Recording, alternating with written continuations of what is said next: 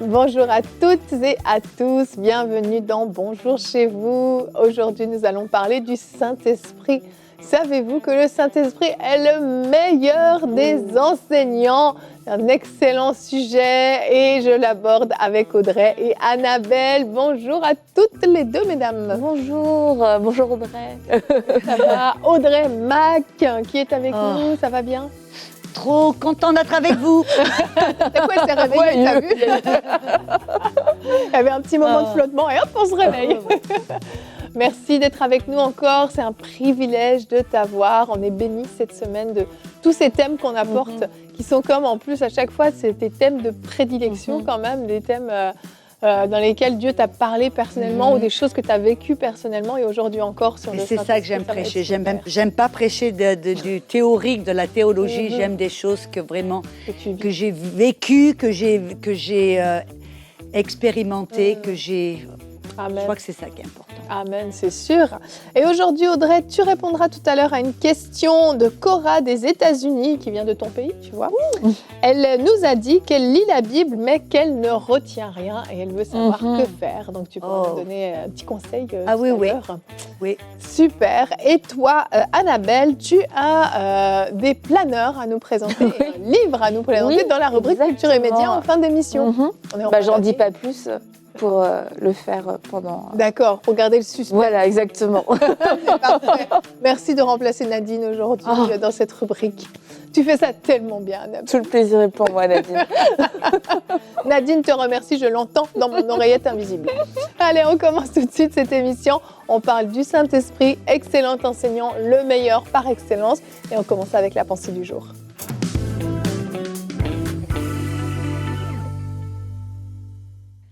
Alors, je suis ravie de parler de mon meilleur ami, le Saint-Esprit. Et quand on parle du Saint-Esprit et de la parole, moi, j'ai découvert que le Saint-Esprit est celui qui nous a été envoyé pour vraiment nous enseigner la parole et illuminer la parole. Vous savez, la Bible dit dans Jean 16, verset 12, il dit, Jésus parlait aux disciples, et vous savez, à maintes reprises, il a essayé de leur montrer, de leur apprendre certaines choses, comme par exemple, vous voyez, il leur a parlé qu'il allait être crucifié, qu'il allait être persécuté, crucifié, qu'il allait mourir, qu'il allait ressusciter. Et les disciples, ça leur est venu au-dessus de la tête. Ils n'arrivaient pas à comprendre. Et pourquoi? Et Jésus leur a dit dans le verset 12 de chapitre 16, j'ai encore beaucoup de choses à vous dire ou à partager avec vous, mais vous ne pouvez pas les porter maintenant. Ou on pourrait dire, vous ne pouvez pas les comprendre. Pourquoi? Pourquoi? Parce qu'ils n'avaient pas encore reçu le Saint-Esprit. Vous voyez, c'est le Saint-Esprit qui illumine la parole. Il est l'esprit de révélation et de sagesse qui nous explique la parole, qui nous apprend à comprendre la parole.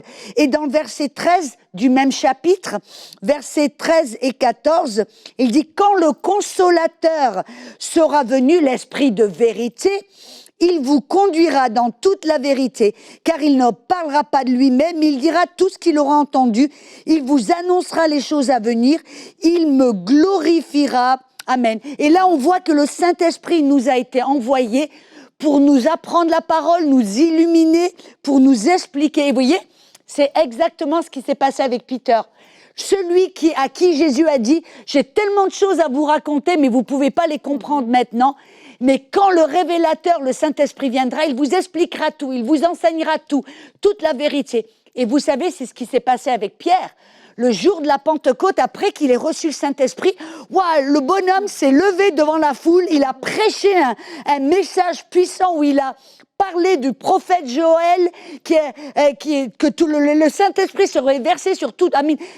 C'est un homme qui tout d'un coup pouvait même pas comprendre les choses simples, qui maintenant pouvait comprendre pourquoi est-ce qu'il avait reçu le Saint-Esprit.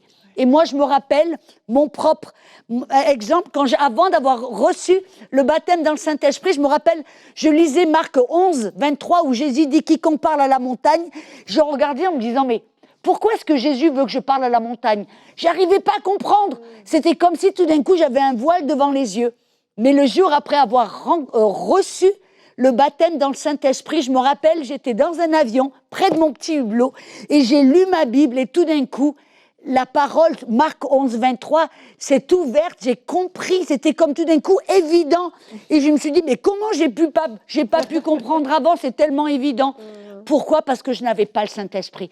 Car c'est le Saint-Esprit, l'esprit de révélation, qui nous illumine la parole, qui nous enseigne la parole. Amen, amen. C'est tellement extraordinaire quand on lit la Bible et tout à coup, oui, c'est comme si, illuminer, c'est exactement ça. C'est tout à coup, les lettres elles-mêmes nous sautent aux yeux, en fait. C'est comme si on les a surlignées et on comprend ce qu'on est en train de lire d'une façon tellement différente, tellement nouvelle et tellement claire que ça génère automatiquement la révélation en nous, en fait. C'est comme, j'ai compris. Et on a beau nous expliquer 50 fois l'inverse, on ne peut plus nous l'enlever de la tête. C'est, la révélation est là, on le sait, et ça va nous accompagner toute notre vie. En plus, quand on a eu cette révélation, ce n'est pas juste pour 5 minutes, puis après on oublie, et puis le lendemain on relit et on ne comprend plus rien. Ça nous accompagne toute notre vie, c'est vivant. Et le Saint-Esprit, c'est son rôle, premièrement. Il a beaucoup de fonctions, bien sûr, et puis il est extraordinaire. Mais l'un de ses rôles, c'est ça, c'est de nous rappeler ces paroles de Jésus, de nous aider à comprendre ces choses qu'on ne comprend pas, de nous éclairer dans notre marche, et c'est juste extraordinaire. On voit par exemple les pharisiens, c'était des hommes qui passaient des heures, des jours, ils connaissaient l'Ancien Testament par cœur. Ouais. Et pourtant, Jésus a dit, vous croyez que au travers de vos études de la parole ou de la Bible, que vous avez la vie éternelle? Mais non, ils étaient... Pourquoi? Parce que oui, ils lisaient la parole, mais ils le faisaient sans le Saint-Esprit. C'est ça. Et donc, ils n'avaient pas ils ont lu toutes les prophéties de la venue de Jésus. Ils ont lu tous les prophètes qui prophétisaient comment le Messie allait venir, où il allait venir, comment il allait venir. Et pourtant, comme Pierre, ça leur est passé au-dessus de la tête parce qu'ils ont lu la Bible ou étudié les Écritures sans le Saint-Esprit. Et la Bible dit, la lettre tue, mais c'est l'esprit qui vivifie. Et si on prend la Bible comme un livre de connaissances, un livre d'apprentissage qui va nous apprendre des choses sur Dieu, c'est sûr, on n'a pas besoin du Saint-Esprit, mais ça va être la lettre, on va se remplir de connaissances. Mais à partir du moment où on veut vivre, que la parole soit vivante, qu'elle soit illuminée, qu'elle porte du fruit, que d'un seul coup, il y ait quelque chose qui change en nous, mon caractère change parce que j'ai lu la parole qui est devenue vie en moi, j'ai besoin du Saint-Esprit et c'est pas moi par mon intelligence qui peut réussir à comprendre à comprendre et à vivre la parole par intelligence, mais c'est le Saint-Esprit qui va venir me le révéler et je crois que ça c'est la première chose, de se dire je veux pas juste apprendre pour apprendre, et puis aussi avoir la foi tout simplement que le Saint-Esprit va le faire. Si je crois que le Saint-Esprit va m'enseigner, c'est que je vais ouvrir ma Bible et peut-être qu'hier je comprenais rien, mais aujourd'hui je vais dire Saint-Esprit, aide-moi à comprendre, et que naturellement, de façon surnaturelle, mais naturellement il va peut-être rien se passer d'extraordinaire, le ciel va pas s'ouvrir, mais en fait je vais commencer à sentir que la parole est vivante, et pour ça il faut une démarche de foi aussi, de se dire Saint-Esprit, fais-le. Mais en fin de compte c'est intéressant parce que la manière d'enseigner ancienne, avec par exemple des rabbins et des disciples, ce n'était pas les rabbins simplement qui enseignaient tout et puis les disciples qui étaient là à écouter. Il y avait toujours un échange où ils se parlaient, ils se posaient des questions. C'était comme ça, c'était toujours une communication entre le rabbin et le disciple. Eh ben, c'est intéressant parce que Jésus, quand il est à l'âge de 12 ans qu'il est allé au temple, ils l'ont trouvé au temple parce qu'il pensait que c'était son moment de répondre à l'appel, et ils l'ont trouvé, et il dit qu'ils étaient épatés des questions qu'il posait et des réponses qu'il donnait. Et on voit là que c'était cet échange, et c'est vraiment comme cela que nous devons aborder la parole, avec le Saint-Esprit. Comme tu as dit, Annabelle, c'est pas simplement recevoir de l'information, de l'intellectuel. Non seulement ça va tuer, la lettre tue, mais ça nous rend orgueilleux. On a rencontré des personnes qui ont une telle connaissance, qui connaissent tout, et même dans 1 Corinthiens 13, qui dit, vous pouvez avoir la connaissance de toute la parole, mais si vous n'avez pas l'amour, ça sert à rien du tout. Et donc, nous, c'est à nous d'aborder la parole avec le Saint-Esprit, en lui posant des questions, en l'écoutant, et c'est comme ça que Dieu avait vraiment c'est son désir que l'on soit comme des enfants dépendants du Saint-Esprit, comme Jésus, j'aimerais dire, était dépendant du Saint-Esprit. Exactement. Il n'a rien fait sans le Saint-Esprit. Et c'est intéressant que Jésus, le Fils de Dieu, le Créateur de l'univers, a dit je ne peux rien, il ne fait rien de ma propre initiative, seulement ce que j'entends le Père et ce que je vois le Père faire. Et il avait cette communion avec le Père au travers du Saint-Esprit et il était la parole vivante. Amen. Ouais. Et si c'est Jésus, il a fait de cette manière, c'est comme ça que nous devons le faire. D'aborder la parole avec le Saint-Esprit. C'est vrai. C'est vrai. Et je veux faire une mini parenthèse juste par rapport au fait que certains se servent de ça en disant bah, « moi j'ai le Saint-Esprit, j'ai pas besoin d'être enseigné par quelqu'un d'autre, le Saint-Esprit me communique à moi toute chose, j'ai pas besoin d'aller à l'église, j'ai pas besoin d'écouter des prédicateurs ou quoi que ce soit ».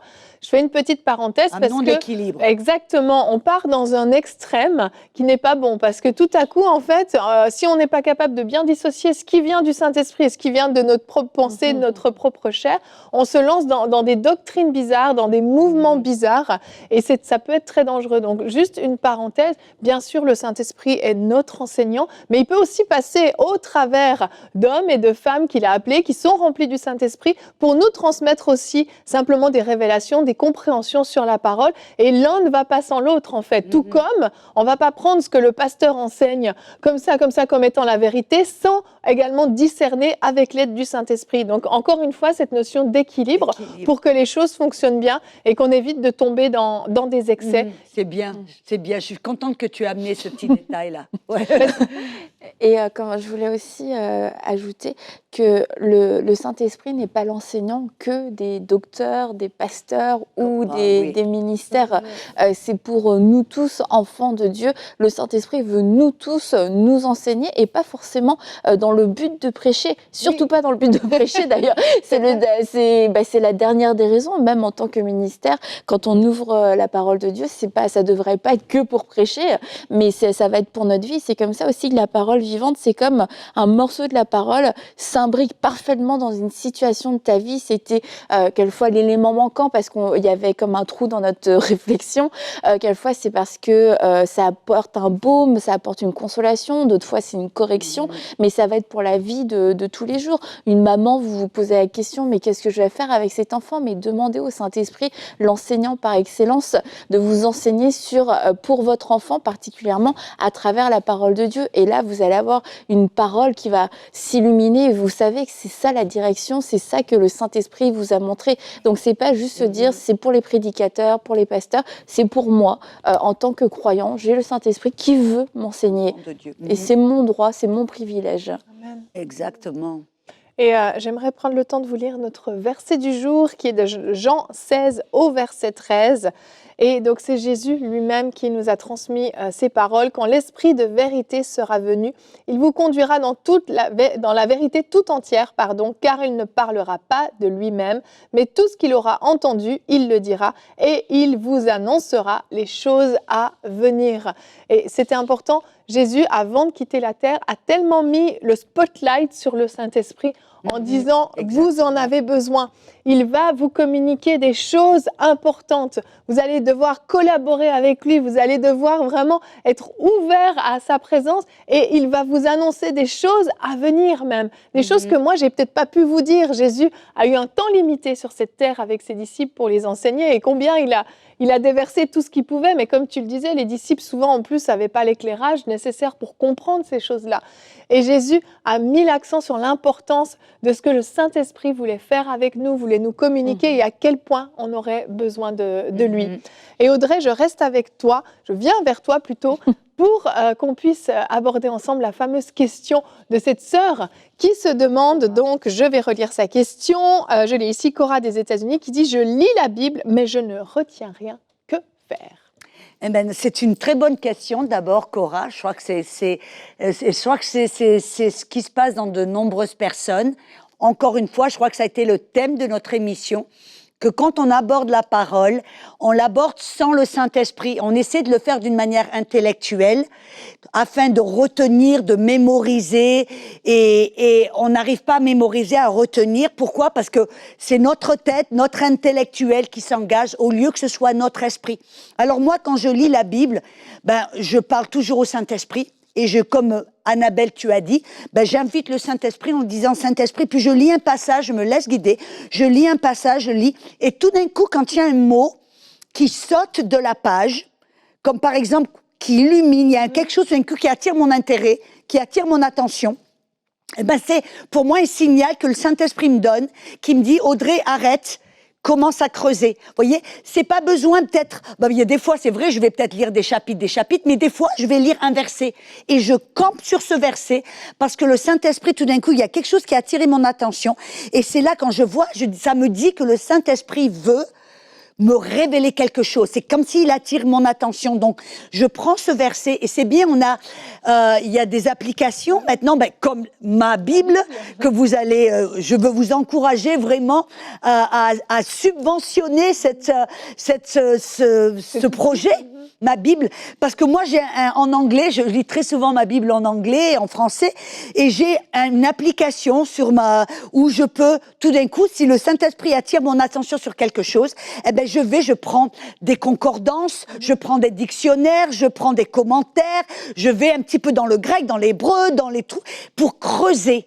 Parce que je sais que le Saint-Esprit est en train de me dire, il y a quelque chose que je veux te montrer. Et quand je fais ça, que je commence à creuser et à regarder et à faire attention, tout d'un coup, le Saint-Esprit me montre et m'enseigne quelque chose.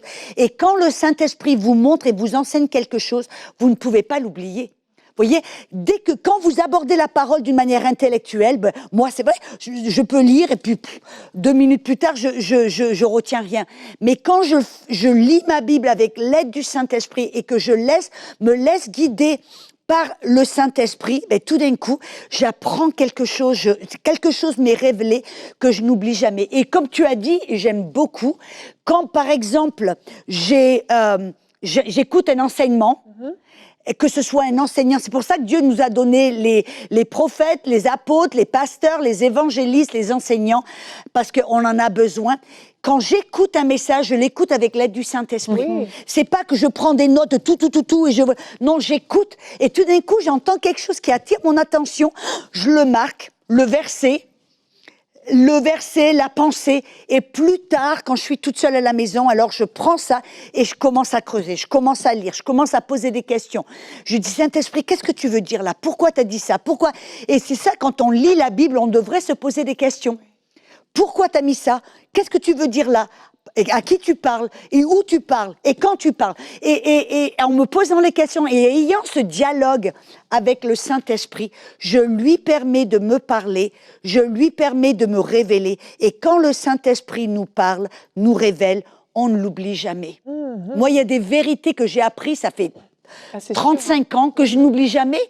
Et elles sont toujours fraîches, parce que ce n'est pas moi qui ai mémorisé d'une manière intellectuelle. J'ai eu cette conversation, ce dialogue, cette communion avec le Saint-Esprit et la parole. On a besoin de la parole et du Saint-Esprit.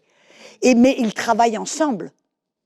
Amen. Merci Audrey. Je récapitule. Donc, on lit la Bible avec le Saint-Esprit. On ne la lit pas juste comme ça, mais on prend le temps de méditer, de creuser, d'aller même chercher dans des en se laissant guider par le Saint-Esprit. Exact. Et quand on écoute une prédication aussi, on s'arrête et on laisse le Saint-Esprit nous partager ses points. Finalement, ton conseil, c'est faites-le avec le Saint-Esprit. Est-ce que je peux ajouter quelque chose? Non, rien.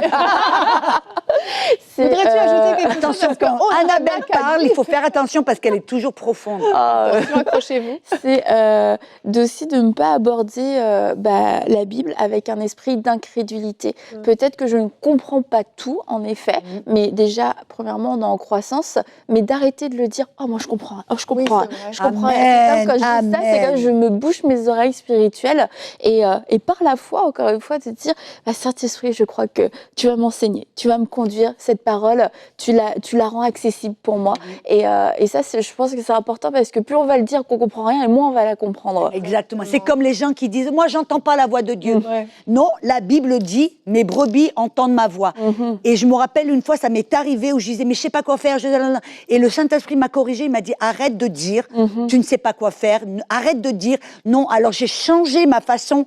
J'ai dit non, je sais quoi faire, je sais où aller. Et j'ai, comme tu as dit, j'ai approché la situation avec foi et les choses ont changé. Tout d'un coup, j'ai pu savoir, j'ai pu entendre. Donc oui, c'est un point super important. Merci Annabelle, heureusement que tu étais là.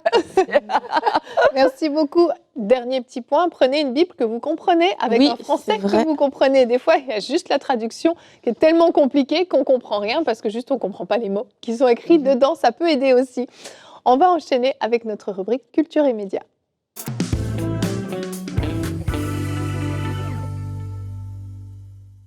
Alors aujourd'hui, je remplace Nadine pour vous présenter trois choses aujourd'hui. Alors le premier, ça va être un agenda planificateur de mariage. Alors c'est assez unique quand même, je trouve, comme article. Un planificateur de mariage. Et en fait, dans ce planificateur, eh bien, vous allez trouver toutes les étapes pour pouvoir préparer votre mariage dans les temps. Ce qui est quand même pas mal avec plein de checklists. Ça commence par la vision du mariage. Après, il y a les dates, réserver le lieu, le traiteur, le maquillage, la liste des invités, qui sera les garçons d'honneur, le repas, même la nuit de noces. Bon, je ne sais pas trop comment on organise la nuit de noces dans le planificateur, mais bon, tout se planifie. Donc, l'amour au centre, vous pourrez trouver ce planificateur sur l'amouraucentre.com et donc un planificateur de mariage. Moi, personnellement, c'est la première fois que je vois cet outil. Ouais, j'aurais bien aimé l'avoir. C'est vrai que ça peut générer quand même pas mal de stress, etc. Là, au moins, ça permet de tout centraliser et de pouvoir bien se préparer. Et puis, avec votre fiancé, ce sera un bon outil pour vous mettre d'accord. On l'avait vraiment écrit, c'est comme ça que ça devait se passer. Le deuxième, c'est aussi un planeur qu'on vous a déjà présenté les années précédentes. Donc, c'est celui de 2023, bien entendu. Donc, c'est un agenda chrétien. Donc, c'est encourageant parce qu'il y a des versets pour tous les jours. Il y a des pensées. Vous pouvez écrire « Aujourd'hui, je prie pour telle chose » et mon chant de louange. Donc, c'est à la fois un agenda, mais aussi à la fois un journal. Ça évite de multiplier les cahiers de partout, les feuilles de partout. Il y a même un tracker d'eau pour savoir si vous avez assez bu dans la journée. Et vous pouvez trouver ce planner donc sur letscelebrateplanner.com. Et pour terminer, non, c'est pas terminé. Non, je te remercie pour les planeurs. Je sais que tu as un livre à nous partager. Oui, un livre, c'est Rendez-vous dans la forêt, le 4e d'Alain Auderset. Alors, vous savez, les livres d'Alain Auderset, c'est toujours plein d'histoires, d'anecdotes, de cœur à cœur qu'il a avec Dieu. Et c'est toujours extrêmement inspirant parce que ça nous encourage à nous aussi nous approcher de Dieu, à ce qu'il puisse nous parler de façon aussi précise, mais de façon aussi simple. Et c'est toujours de très belles histoires. Je trouve qu'il a des histoires très touchantes où on voit l'amour et la fidélité de Dieu. Donc, c'est sur auderset.com. Je crois que vous pouvez vous procurer ce dernier ouvrage d'Alain Auderset. Merci Annabelle. Et on sait qu'Alain Auderset, ses rendez-vous dans la forêt, il les fait avec le Saint-Esprit. Justement, c'est vraiment à pointer pour le thème. Et il y a eu beaucoup de témoignages pour les premiers volumes et je suis convaincue qu'il y en aura pour les 4e. On arrive au terme de cette émission. Annabelle, tu avais un petit témoignage à nous partager pour terminer cette émission. Je dis plein de choses dans cette émission. Oui, Annabelle, j'ai un carton bonjour chez vous, je me sens comme Yveline. Oui, alors Yveline et Audrey, on avait reçu ce commentaire de Rose du Cameroun qui nous avait partagé cette bonne nouvelle. Je me suis convertie au travers de EMCI TV en 2020 pendant la pandémie, quand tu ne pouvais pas venir nous voir, Audrey. Et depuis, je ne cesse d'en parler et de le partager à mon entourage. Wow. Je suis connectée connectés et bénis par toutes les émissions et affermis au quotidien. Alors Rose, j'espère que vous nous suivez aujourd'hui. Et le Seigneur agit puissamment par ce canal. Ma vie de prière a complètement changé, ainsi que ma confiance et mon assurance dans le Seigneur Jésus-Christ. Il fait et continue de faire dans ma vie alors que je n'ai pas grand-chose, mais je veux le semer avec foi en croyant que le Seigneur va m'approvisionner chaque mois dans cet engagement. Wow. Et Rose, eh bien, on veut vous remercier. Et puis, ce genre de témoignage, merci de nous prendre le temps de nous l'envoyer parce que ça nous rappelle aussi pourquoi on fait toutes ces émissions, pourquoi on a continué de le faire en temps de pandémie, à nous creuser la tête pour savoir comment on pouvait le faire. Et puis, quand on sait que des Roses découvrent Jésus-Christ à travers les émissions, pour nous, c'est la plus grande, c'est la meilleure des nouvelles. Exactement, exactement. C'est beau, hein? Ouais. Je te dis, pendant la pandémie, c'est ça. Il y a eu beaucoup de personnes qui ont rencontré le Seigneur. Et Rose a choisi de devenir semeur. C'est une façon pour elle aussi, j'imagine, de remercier Dieu pour EMC et puis de permettre qu'on puisse aller de l'avant, qu'on continue avec tous ces beaux projets qu'on a. Donc, on vous le rappelle, on est en campagne dedans. Si vous voulez participer, vous aussi, vous pouvez vous connecter dès maintenant sur emcitv.com/5000 pour vous aussi faire partie de ces semeurs et comme Rose, nous dire également ce que Dieu a fait dans votre vie. Et tu le disais, Audrey, pendant l'émission, comment ma Bible va être un outil vraiment de qualité. Pour il n'y en a pas en français comme ça. Non, vraiment. Moi, j'en ai un en anglais, je suis bénie, mais il n'y en a pas en français. Maintenant, ça va venir. Amen. Amen. Merci en tout cas Audrey infiniment d'avoir été avec nous. On est triste de déjà te quitter. On aurait aimé te garder jusqu'à demain, mais on t'a eu 4 jours. C'était déjà formidable. C'est bien. Merci beaucoup pour tout ce que tu as apporté, tout ce que tu as donné dans ces émissions. Et merci à vous d'avoir été avec nous. On se retrouve demain sans Audrey, sniff sniff. Le thème sera, n'hésite pas à insister dans la prière. En plus, tu aurais été bonne pour ce thème, Audrey. On aura une rubrique, c'est mon histoire, de papa Charles Talingano. On continue notre belle série. Et alors attention, le thème dans cette rubrique, c'est mon histoire, c'est « J'ai prié pour des personnes mortes et elles sont revenues à la vie », rien que ça. Je pense que vous allez être inspirés à prier avec persévérance dans cette émission. Alors à demain, merci d'avoir été avec nous et bonjour chez vous.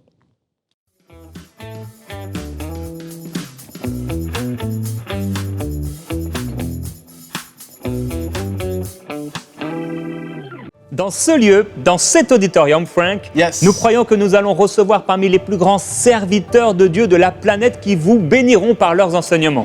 Et on croit qu'on va vivre des temps très, très forts parce que Dieu fait de belles et de grandes choses dans ces temps de la fin. Et on croit que de ce lieu, les gens vont pouvoir être bénis là où ils se trouvent dans leur maison.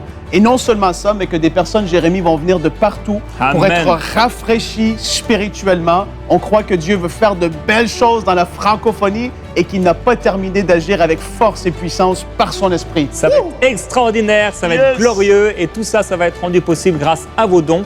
On vous encourage à rejoindre dès maintenant les 5000 semeurs et faire votre don sur emcitv.com/5000. Soyez bénis. Semons dès maintenant pour vivre une grande moisson à travers les projets du Centre EMCI. Pour faire votre don, rendez-vous sur emcitv.com/5000. Vous pouvez donner en une seule fois ou en plusieurs mensualités.